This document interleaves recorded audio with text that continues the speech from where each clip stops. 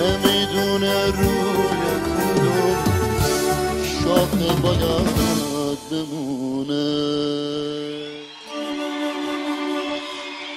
بله اگه برگرده پیشش که دیگه بر نمیگرده. با این عشقای کشککی این روزا همش دروغ و همش الکی و دوست دارماتو باور کنم مثل امضای قرمز رنگ ته نامه ها نوشتی با خونم امضا کردم طعم آب انار میده.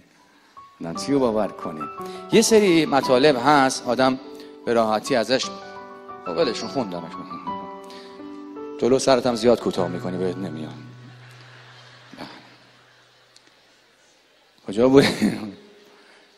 داشتم میگفتم عشقایی که میان یه سری واژه ها هست صورت مسئله که نمیتونیم پاک کنیم و حلش کنیم. یه شبی مثل شب ولنتاین Are you okay? Yes of course. که تعابیر مختلفی پشتش هست که یکی میگفت شب ولنتاین یعنی آدم تو یه شب خاصی میره کادو میخره واسه همسر آینده یه نفر دیگه. یه کار مسخره گرد. یا اینکه میگفت ولنتاین یعنی یه خرس کوچولو بخری واسه یه خرس گنده. هی گیر دادیم این مسائل. عشق عاشقی دو تا دختر تو پیاده رو دارن میرن یکیشون میخوره زمین عکس العمل دوستشو ببین تا دو تا پسر همچی میخوره زمین عکس العمل دوستشون.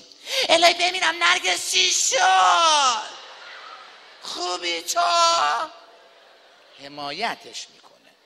وقت دو تا پسر دارن با هم میرن یکیشون میخوره زمین عکس العمل دوستشو ببین. اوه شاسکول خاک تو سر الاغت کنم آبرومو چقدر فهم میکنه. من بگم دیگه بله بابا شالا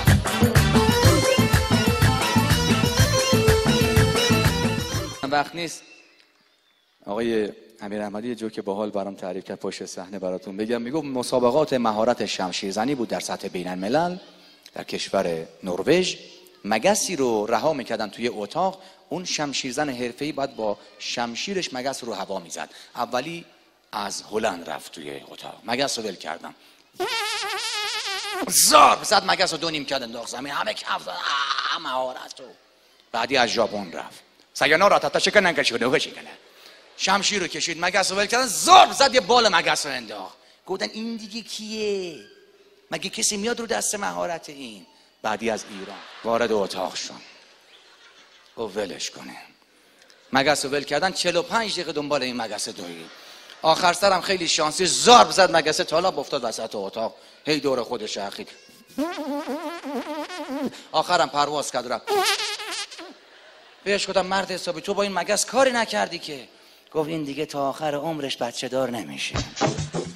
میگفت چینیه رفت بالا یه کوه داد زد که این پژواک صدا بهش برگرده وایساد حسون که دهن نمایورد ندایی از کوه اومد بی شرف خیلی سخت بود. دوباره تکرار. بسیار متشکرم. این قطعه رو خوندم از زنده یاد فرهاد خواننده خوب کشورمون فرهاد مهراد میشناسین دیگه. فرهاد باور بفرمایید در زندگیم تا حالا این همه آدم بیحال و یه جا ندیده بودم. سعادتی بود. این برفه که اومد چندی قبل این زمستون امسال منو یاد آهنگ گنجشکک هشی مشی مینداخت. از این خواهد چقدر این آهنگ تشنگ و دلچسب.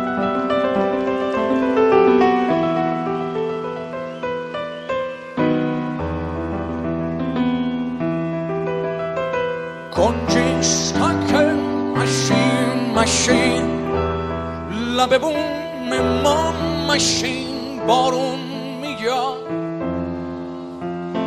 برش میاد میفتی تو حوزه نقاشی گنجشکک مشین مشین. یاد فرهاد رو اشاد یادش کرد.